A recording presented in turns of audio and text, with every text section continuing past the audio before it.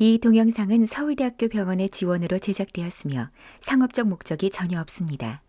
또한 코로나19 방역 수칙을 준수하여 촬영하였습니다. 불편해, 불편해, 불편해. 불편한 닥터. 신뢰에 대한 문제에 대해서 제가 특정 나라를 굉장히 싫어하는데요. 그냥 무조건 못 믿는 걸 이제. 어우, 불편해. 안녕하십니까, 불편한 의사 불닭TV입니다. 벌써 4편째 지금 들어가게 됐습니다.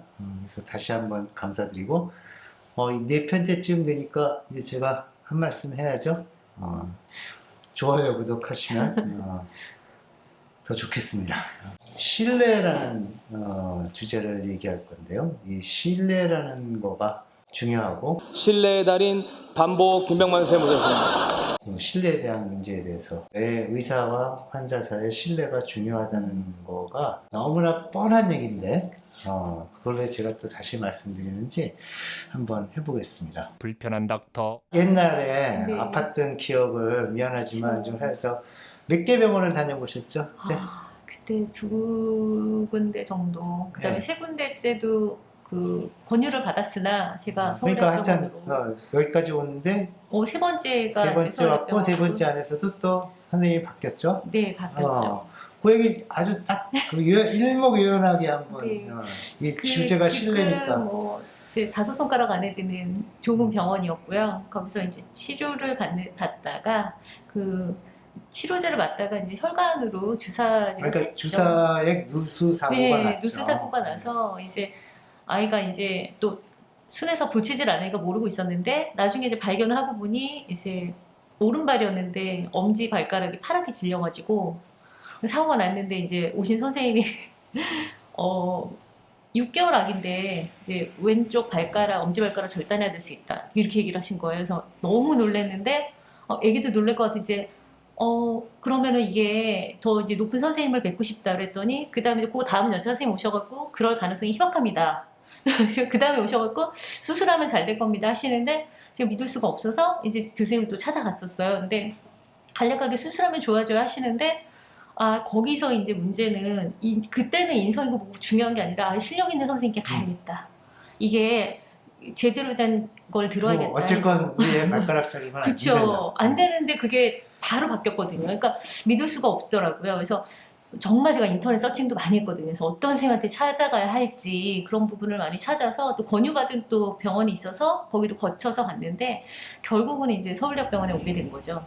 그래서 이제 어린이 병원이 또 따로 있었고, 그래서 와서 가서 뭐 수술을 받게 됐는데, 그때 기준이 제일 중요했던 것 같아요. 그 과정에서도 뭐 인성적으로 좋은 선생님도 물론 계셨어요. 근데 실력적인 면에서는 사실 이제 어린아이니까 가장 중요한 게 잘 낳는 부분이었기 때문에, 그래서 찾아오게 된 건데, 기준이 참 모호하긴 하지만 그 이상적인 그렇죠. 네. 선생님을 찾으면 가장 좋지만, 아니면은 실력 있는 선생님이 가장 좋으시고, 이제 저처럼 운이 좋으면 둘 다 괜찮은 선생님을 만나게 되는 거죠. 불편한 닥터. 그래서 결론적으로는 그 환자와 의사의 신뢰는 어디서 나오는 건가?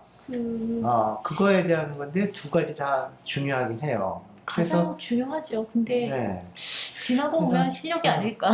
제 의견은. 그래서 이제 제가 지난 시간에 쭉 얘기를 해버리면 걱정하지 마시라고 제가 이렇게 이걸 했거든요. 그러니까 지난번에 제가 이걸 다시 얘기하면 믿어라. 네. 이제 그 얘기지 않습니까? 근데 믿어주신다면 환자도 편하고 집도이도 편해야 안전하게 수술이 된다고 제가 얘기를 했고, 시간에 쫓기지 않고 여유있게 수술해야 안전한다고 됐어요.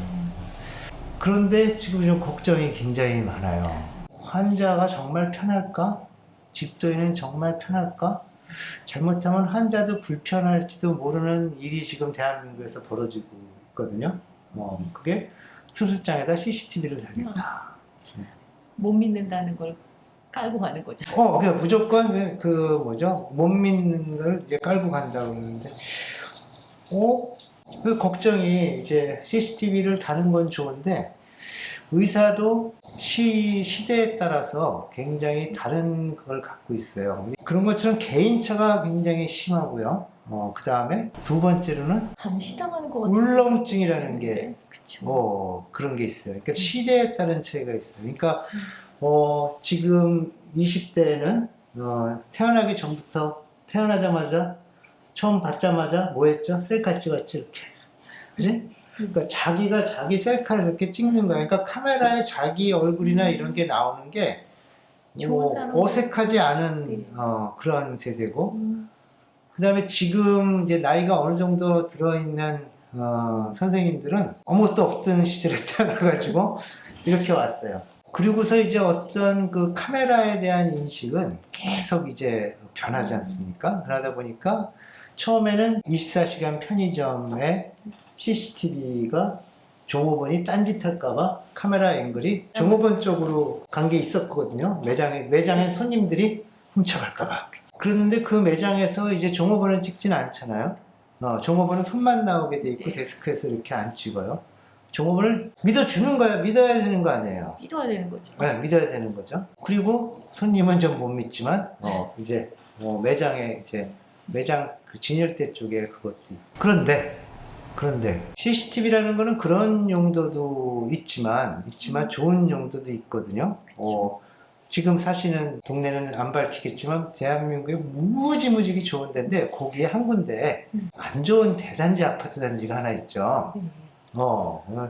그래가지고 거기서 한때 강력 사건이 좀 발생했다는 거기 아줌마들끼리 소문이 있죠. 그래서 거기는 CCTV하고 가로등을 엄청 설치했죠. 다 아시죠? 그 근처에 있으면 다 알아요. 그쵸.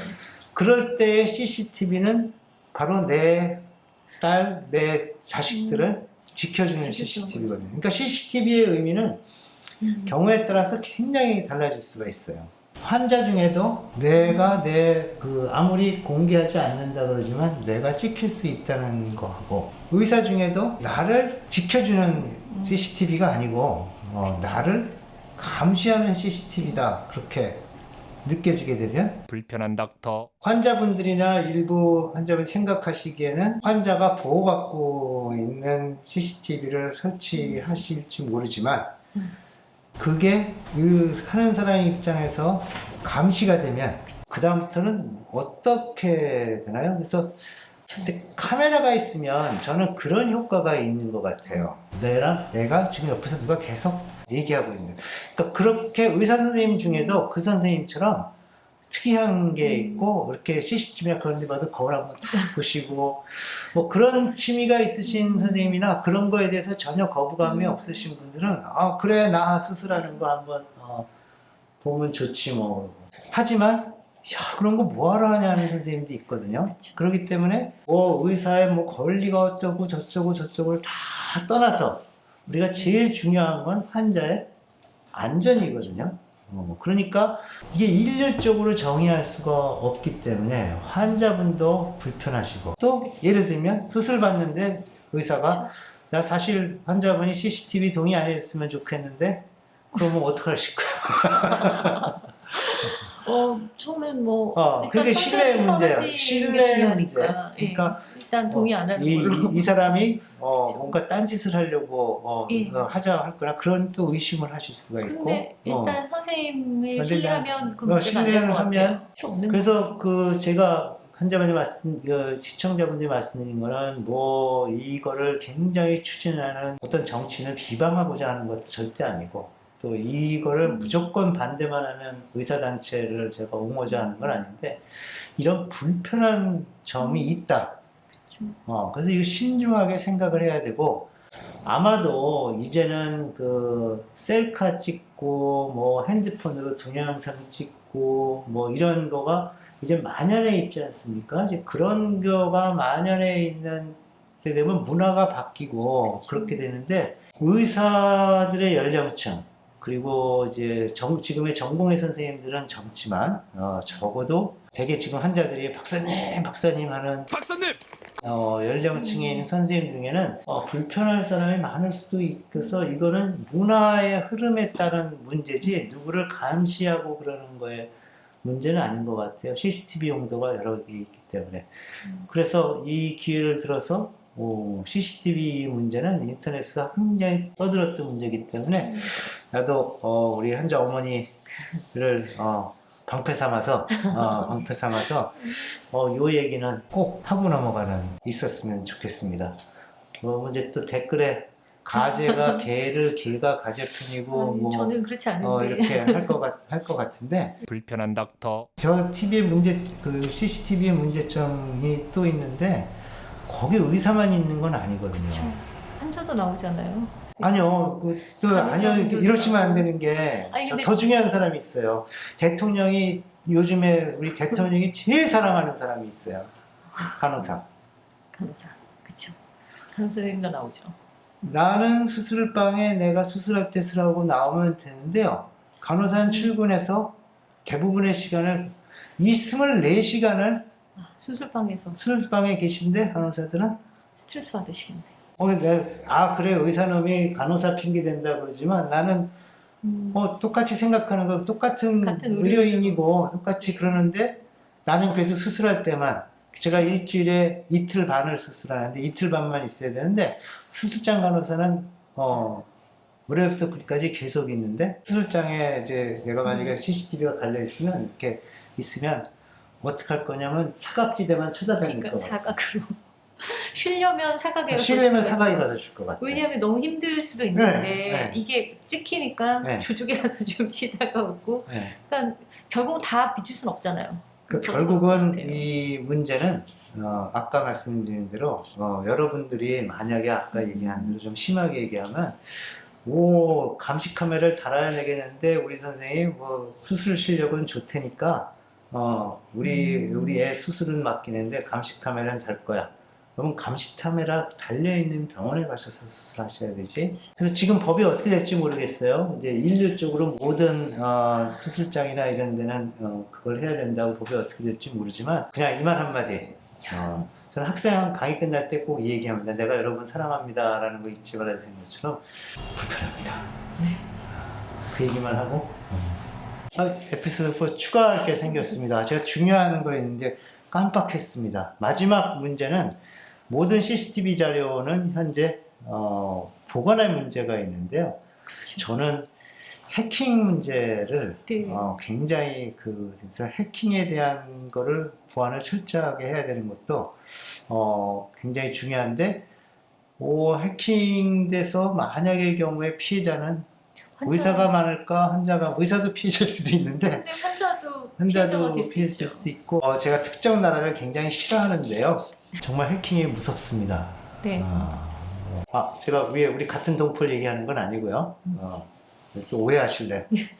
굉장히 싫어하는 나라 하나 있습니다. 근데 불편한 닥터 네, 관리를 알아서 하겠다 그러지만 아무래도 병원에다가 맡길 것 같아요. 믿을 수가 근데 아니 병원에서 할 수는 있는데 이제 감독님 네. 돈 많이 들죠? 영상 관리하는데.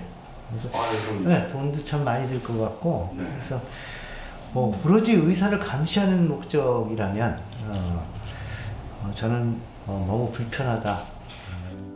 서울대학교 병원은 언제나 환자를 위해 최선의 노력을 다하고 있습니다. 감시 카메라가 아닌 의사를 믿고 신뢰해 주세요. 24시간 감시 속에 근무한다는 건 의료인이 아닌 인간으로서 매우 힘든 일입니다.